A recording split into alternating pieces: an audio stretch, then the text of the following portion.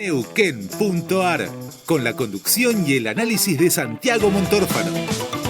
Lo que pasa y lo que viene está en Neuquén.ar, el mejor compacto de la política neuquina. Todos los sábados, de 9 a 12 por AM550, La Primera. Neuquén Informa. Noticias destacadas. El gobernador Rolando Figueroa aseguró que las nuevas concesiones para las represas del Comahue contemplan que la provincia perciba regalías hidroeléctricas al 100% del valor de la energía generada y que por primera vez se cobrarán en especie para administrar directamente esos recursos e invertirlos en obras. Se llevan la energía de nuestra tierra y no nos dejan nada. Nosotros vamos a cobrar nuestras regalías en especie para tomar la energía y nosotros administrar los valores a los cuales vamos a promocionar algunas industrias para que en Neuquén pueda seguir creciendo la generación de trabajo genuino para nuestra gente. Más información en neuqueninforma.gov.ar. La política neuquina se repasa y se aclara en Neuquén.ar, con la conducción y el análisis de Santiago Montórfano. Lo que pasa y lo que viene está en Neuquén.ar, el mejor compacto de la política neuquina. Todos los sábados, de 9 a 12 por AM550, La Primera.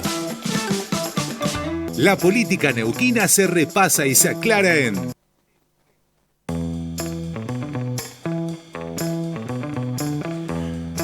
Buen día, ¿cómo están todos? Bienvenidos a Neuquén.ar. Este programa me encanta porque estamos todos más relajados, sí. Es sábado, es tranquilo, tanto aquí adentro de la empresa como en general en nuestra provincia, ¿no? En nuestra región, todos, más allá de que muchos laburamos los sábados, estamos como con otro ánimo, con otro espíritu. Y aparte el día está lindo.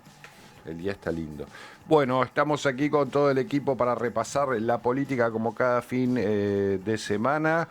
En las redes está Yamila Rodríguez, en la dirección de cámaras de 24/7 Gastón Martínez, en la operación técnica el señor Ariel Dona, en la producción Emanuel Jalil y aquí en nuestros estudios Vanessa Millar y quien les habla Santiago Montórfano. Vane, ¿cómo anda? Buen día. Buen día, ¿cómo estás? ¿Cómo están todos? Empezó el calorcito a hacerse sentir, porque la mañana había arrancado más templadita, pero bueno, 31 grados es la máxima que se prevé y ahora 26 grados 2 décimas es el último registro de la temperatura, con una humedad del 31%, el viento soplando desde el este a 8 kilómetros en la hora y probabilidad de lluvias, pero al fin del día. Hacia la noche todavía se habla de la probabilidad de tormentas, entre un 40 y un 70% de probabilidad de lluvias, así que veremos si se registran finalmente, pero no va a haber viento, va a ser una jornada que va a seguir linda, bueno, con esa amenaza latente de que tal vez pueda ser coronada con algunos chaparrones ya para el final del día.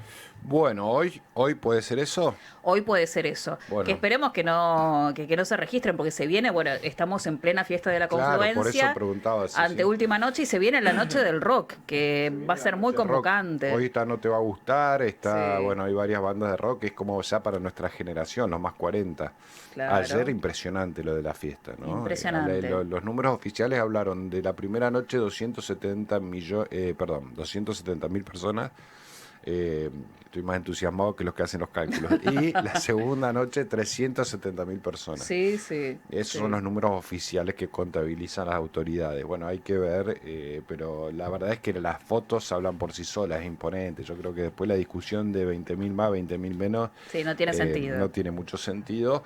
La verdad que imponente. Conozco gente que fue y la pasaron muy bien. Y estuvieron como hasta las 2 de la mañana, que cerró Lucra a las 2 de la mañana. Todo muy, muy festivo. Una muy fiesta que ya se instaló. Mucha presencia del gobierno de la provincia allí. Eso es una novedad porque generalmente la provincia no hacía actos de presencia importantes en la fiesta de la Confluencia, por lo menos durante todo el periodo de 2013 hasta la salida de Pechi. Después comenzó esto de que los funcionarios, me refiero provinciales, gobernador y demás. Ayer estuvo Rolando Figueroa recorriendo el predio. También, por supuesto, el intendente Mariano Gallo, que están instalados allí también con Pascualini y con toda la comitiva municipal. Y bueno, se vio mucha presencia también de funcionarios. Hablando Matías Nicolini de la seguridad y hasta drones cuidando. También muy importante el tema de la seguridad, que se está trabajando bien, Sí. porque son concentraciones importantes a las cuales en Neuquén no estamos acostumbrados. Es decir, eso es que es como cuando llenan un river, como cuando hay un evento público importante en ciudades capitales. Bueno, hay que acostumbrarse a pensar también desde otro lugar todo lo que tiene que ver con logística y seguridad. Y bueno, ayer contaba Nicolini que hay incluso drones filmando toda la fiesta por cualquier cuestión. Supongo que habrá civiles también, como en todos estos eventos. Sí, hay seguridad privada contratada también, pero gracias a Dios muy bien. sí, no ha habido quejas en ese sentido, así que es positivo. Y bueno, y todo el movimiento que implica a nivel económico, ¿no? Importante. Hotelería colmada, porque como vos decís, es una fiesta que ya está instalada. Hay mucha gente que no solamente viene del interior de Neuquén, de provincias cercanas, sino de otros lugares del país, para no perderse la posibilidad de estar. Y eso, bueno, también genera un movimiento económico que es muy bienvenido. Así es. Bueno, y por otro lado la política, que también se juega, y nosotros les vamos contando. Se viene un año, algunos dicen no es un año electoral. Digo, no es un año con fechas electorales en el calendario, por lo menos fechas importantes. Sí, es un año electoral si uno lo piensa como el escenario en el cual se arma después lo que va a ser la grilla de candidaturas y partidos para el 2027, que no es un dato menor, porque 2027 elegimos, recordemos, gobernador, la gran mayoría de los intendentes de la provincia, incluida la capital, y presidente de la nación. Es decir, es un año de elecciones ejecutivas que definen muchas cosas. Y este año empieza a cocinarse la grilla. Los ciudadanos, después estamos acostumbrados a enterarnos unos días antes cómo quedó, pero el partido empieza ahora. El partido empieza con los posicionamientos, el partido empieza con la evaluación de quiénes van a ser los candidatos, de cómo posicionar a esos candidatos. Y hay mucho de esto en lo que está ocurriendo. Por ejemplo, la interna del Movimiento Popular Neuquino. La pregunta es, ¿qué va a hacer el MPN? Breve repaso. Gobernó 60 años, menos en realidad, porque pobre MPN se lo incluyen en los 60 años que incluyeron golpes de Estado. Pero son 6 décadas, por lo menos en periodos democráticos, gobernados por el MPN. Luego lo que fue el primer gobierno democrático de la provincia, que fue el de Edelman Asmar, el gobierno radical. Él fue el primer gobierno que tuvimos después de la provincialización, y después todo fue MPN en todas las elecciones. Incluso Felipe la primera elección la gana 2 veces, porque gana, hay una interrupción militar y después lo hacen ir de nuevo a elecciones y vuelve a ganar. Así que ahí habría que computarle otra elección más a don Felipe. Bueno, la cuestión es que este partido que gobernó tantos años pierde la última elección 2023, por primera vez se va del poder y asume Rolando Figueroa, un hombre que viene de las filas del Movimiento Popular Neuquino, pero viene con una propuesta también de cambio.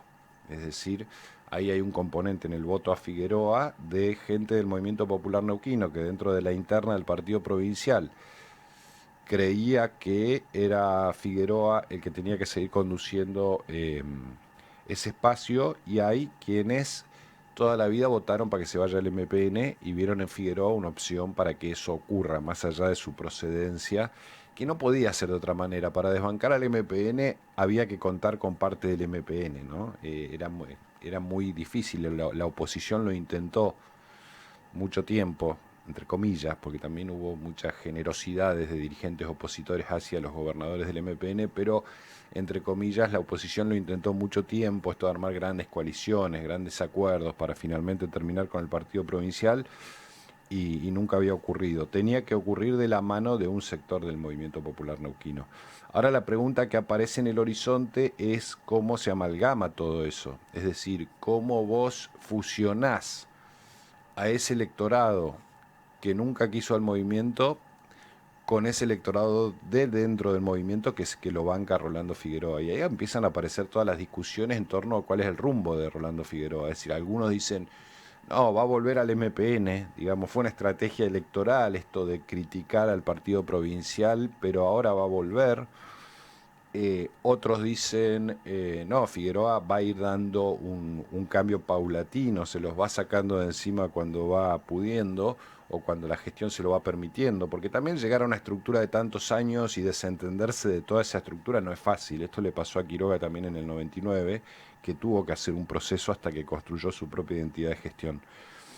Y en esas especulaciones apareció entre las reuniones que está teniendo el mandatario provincial con distintos sectores políticos, que incluyen no solo sectores políticos, sino también económicos y sociales, tuvo una reunión en Aluminé con intendentes del MPN. Esto fue un despertar de especulaciones de aquellos que dicen, bueno, Figueroa en realidad va a volver al movimiento popular neuquino. Lo cierto es que las fuentes que nosotros consultamos con el oficialismo provincial y con la neuquinidad dicen todas que de ninguna manera, es decir, nada más lejos de la cabeza del gobernador que volver a ese partido que ya derrotó, y se encargaron de confirmar que estas reuniones no tienen que ver con nada de eso, no tienen que ver con ningún retorno del MPN, de Figueroa al MPN. De hecho, yo diría que fue al revés, que es más el MPN el que fue a Figueroa durante estos años que Figueroa al MPN. Lo que pasa es que aparece la interna partidaria en el medio, hay que decidir quién va a conducir el partido provincial y arrancan las especulaciones. Esa es una fecha que veremos cómo se va a alinear o no el partido provincial finalmente con la gestión de Figueroa. ¿Quiénes van a ser los candidatos? Si va a haber sectores discos los que digan, no, nosotros queremos ir por fuera de lo que es el proyecto del gobierno de la provincia, y seguramente hay muchos, incluso forman parte del gobierno muchos de ellos, y los intendentes incluidos, que sí están alineados al proyecto del gobierno provincial. Ese es un tema del año, digamos, cómo se va a definir ese movimiento popular neuquino.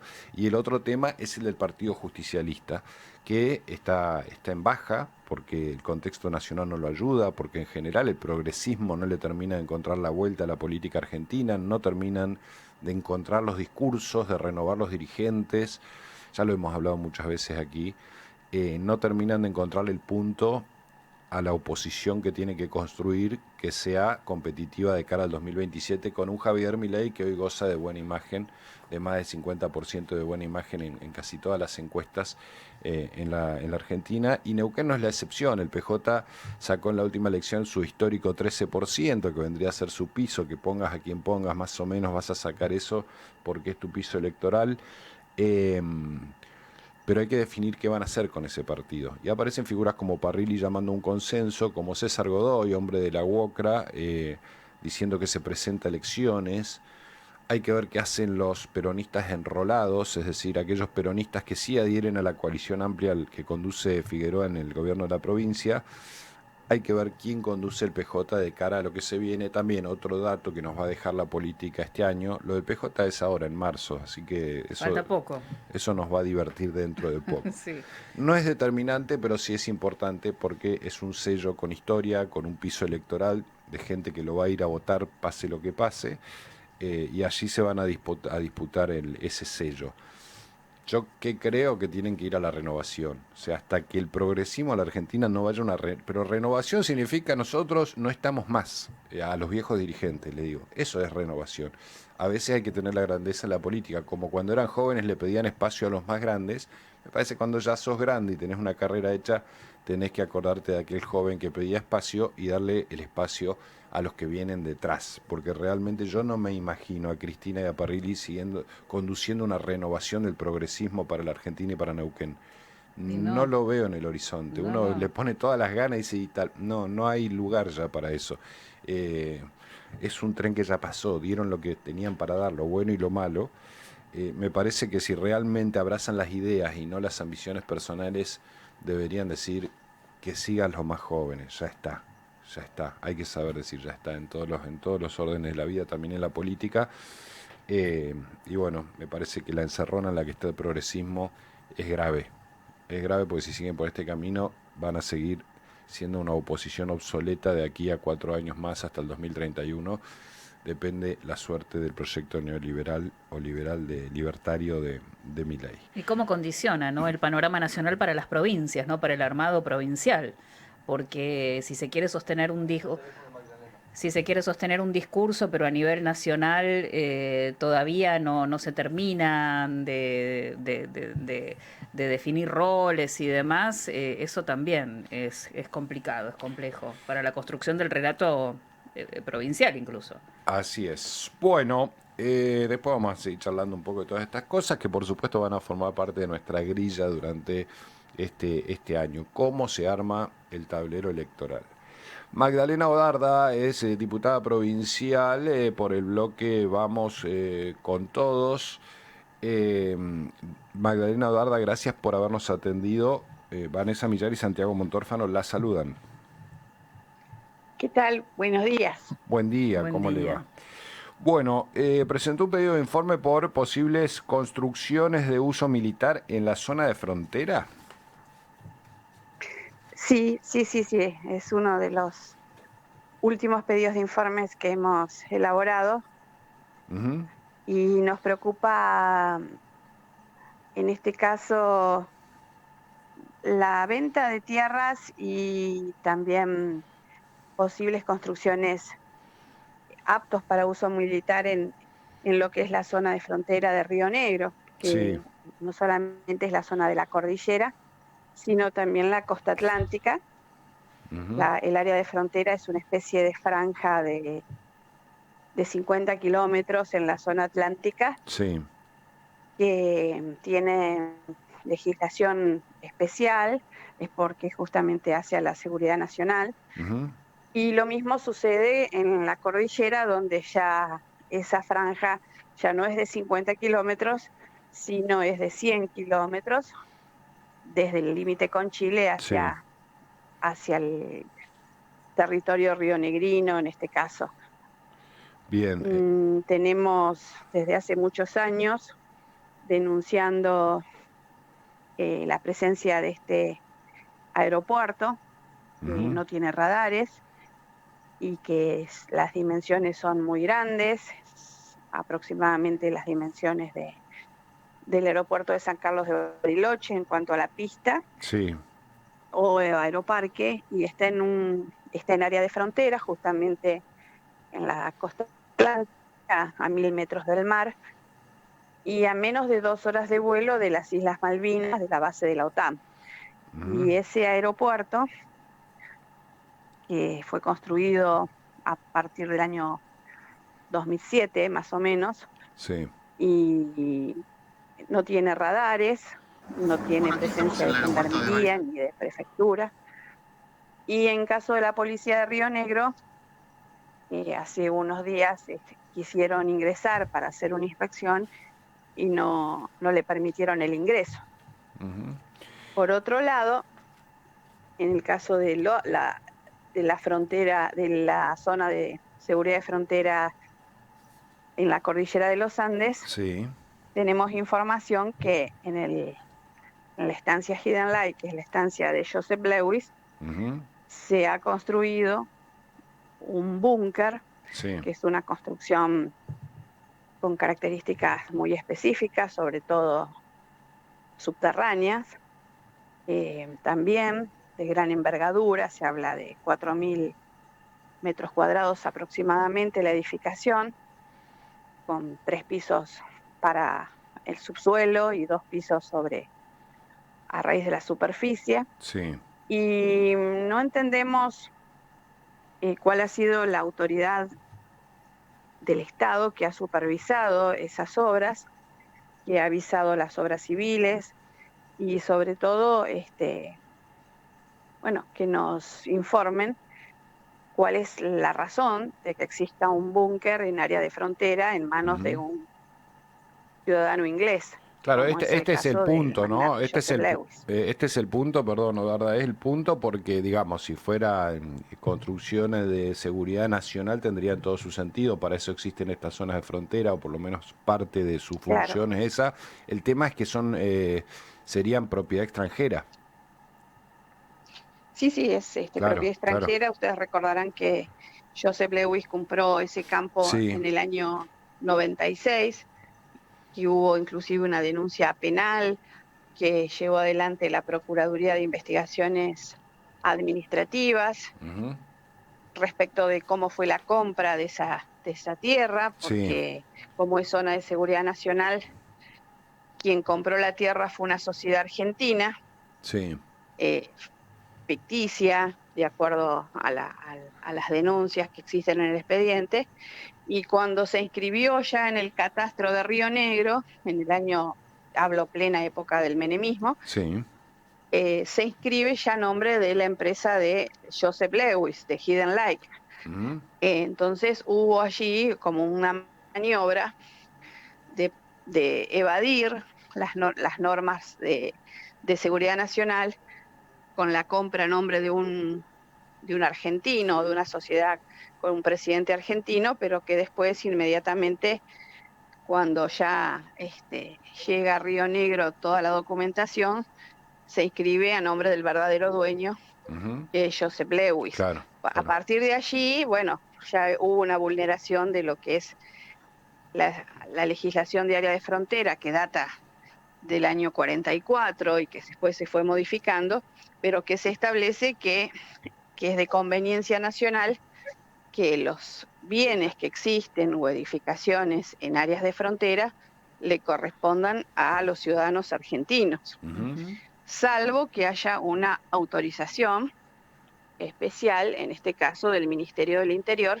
de un área específica del gobierno, que es el que tiene que autorizar la venta cuando se trata de personas jurídicas o personas humanas extranjeras.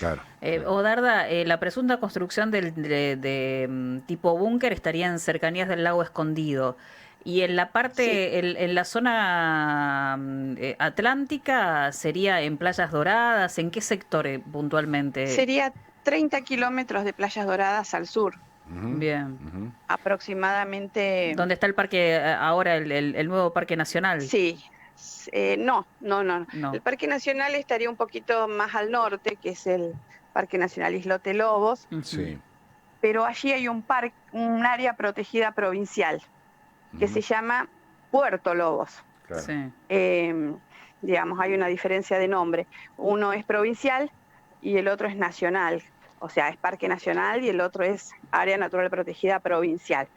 El área protegida provincial Puerto Lobos sí le corresponde a la provincia de Río Negro y justamente es un área de protección de lobos marinos y de muchas otras especies que son propias de la zona, que inclusive cuando se construyó ese aeropuerto, todo nace de esta denuncia de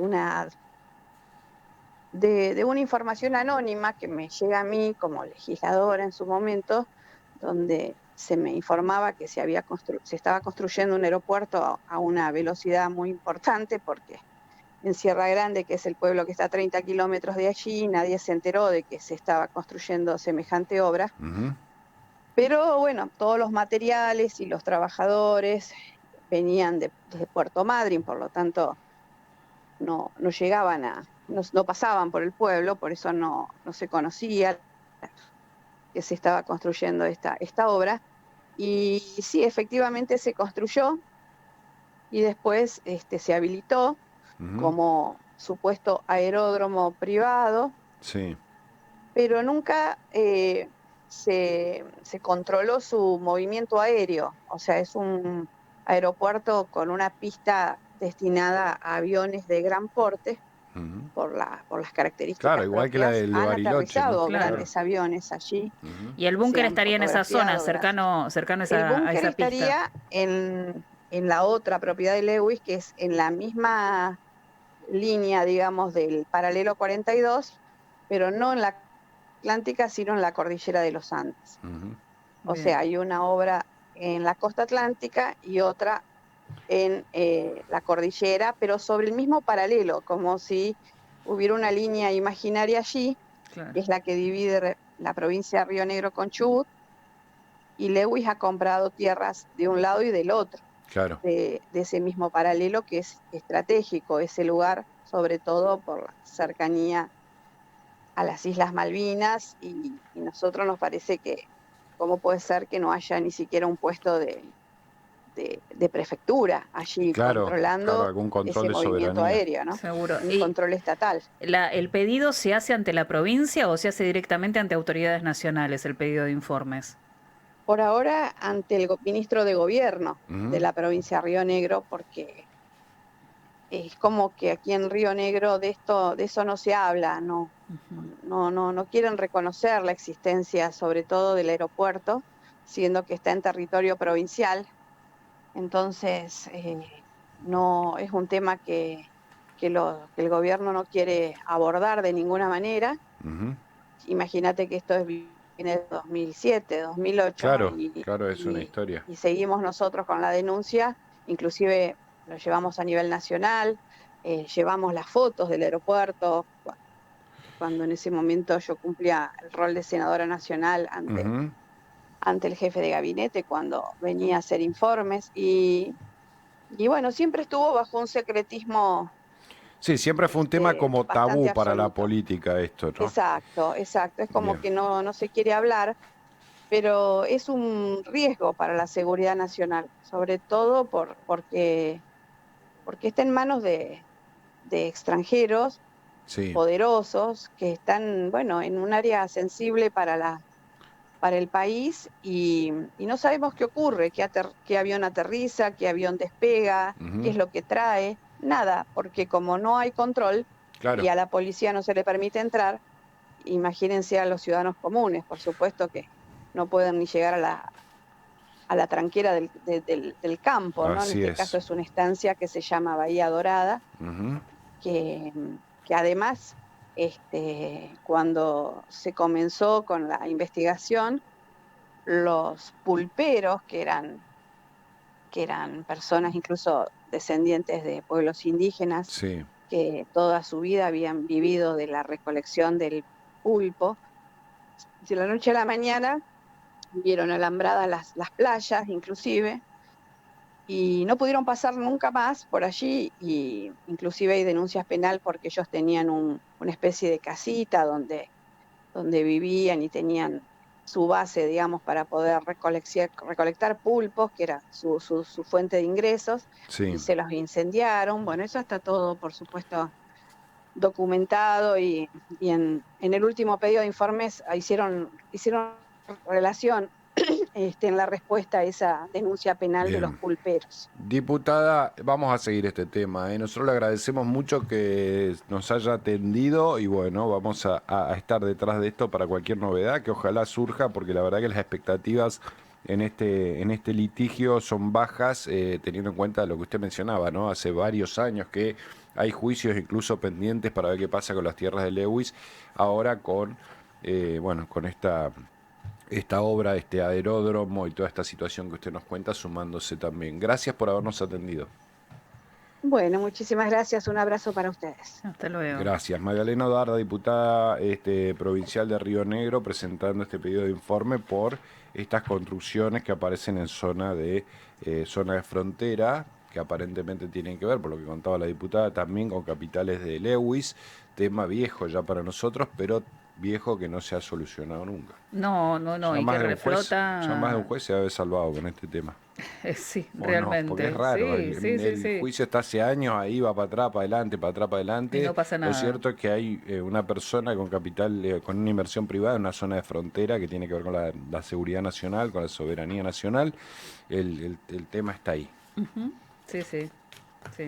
Raro, Bueno, diría. Recordemos que esa reunión de la que formaron parte se decía que Joseph Luis también había habilitado en la zona del Lago Escondido el lugar para que se pudiera dar esta reunión entre miembros de la prensa, de la justicia, de la política.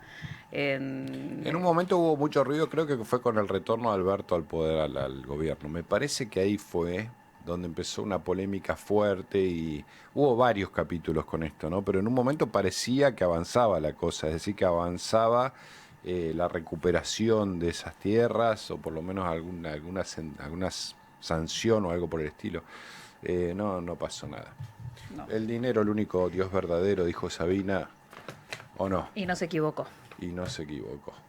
11 horas 37 minutos, informativo, tanda, ya venimos. Vamos con más. Neuquén.ar. Tu teléfono